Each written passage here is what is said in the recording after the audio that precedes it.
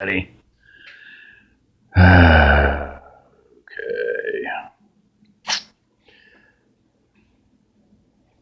Let's give it a quick jerk, Mark suggested. 1, 2, 3. The lock yielded with a metallic crack, and 3 of the 4 men landed on their butts. Only Alex had kept his footing, barely.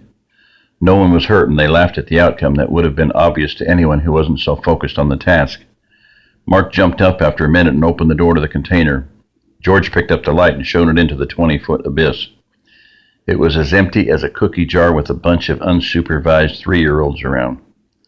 Mark wondered why anyone would lock an empty container. A second later, Alex voiced the same question. "I don't know," Mark answered, slightly annoyed, "but the last time I was here, this thing was at least half full." "Should we look in the other one?" George asked. "Can't hurt nothing," Gunny replied. It took 3 tries to open the container the Watsons had kept the guns in. The lock was the same, but the men were a little more cautious about how hard they pulled. Finally, the hasp popped open. Mark set the breaker bar down and removed the lock from the handle. He lifted the handle and turned it. George had the light, and the other 2 were positioning themselves to see what, if anything, this big metal box held. As soon as the door cracked, Alex and George doubled over and retched. Mark recognized the rancid smell of death immediately, and he barely kept his breakfast down. Gunny's hand was over his nose and mouth in a flash, and with the other hand he pulled George outside. Mark copied his example and half-dragged Alex by the back of his belt as he spewed a month's worth of food across the concrete floor. Once outside, George and Alex stopped throwing up. Mark didn't know if it was because of the fresh air or if they had emptied the entire contents of their stomach and had nothing left to heave. He had to swallow several times not to puke himself.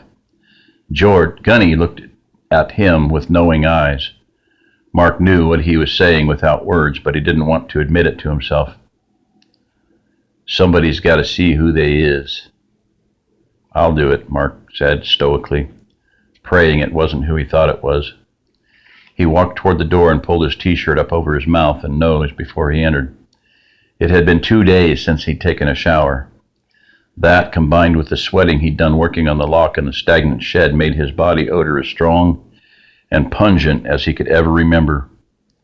However, compared with the smell of rotting flesh and vomit, it smelled like the $100 an ounce perfume that he'd once given Jess. He walked to the container and pulled the door all the way open.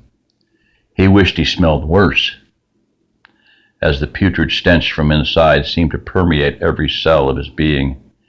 He tried to hold his breath, but when he did have to breathe, he inhaled through his mouth. He shined the flashlight on the first face. It was swollen to almost twice of its size, but he didn't think he recognized it. The same with the second, but the third man was Jerry Watson. Mark, upon seeing his misshapen face, could no longer hold his breakfast down. He ran out of the container and heaved the contents of his stomach onto the floor with those of the others. Mark wiped his mouth off and returned to look at Jerry. He'd been shot through the chest where it looked like he would have died quickly. As Mark made his way toward the back of the container, he discovered that, except for the 6 men in the front, the others had been shot in the back of the head.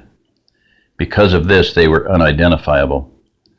But he thought he knew which ones were Tony and Mr. Watson, and Mark was pretty sure all of the others were part of the Watson clan. He was able to determine one thing for certain: they were all men.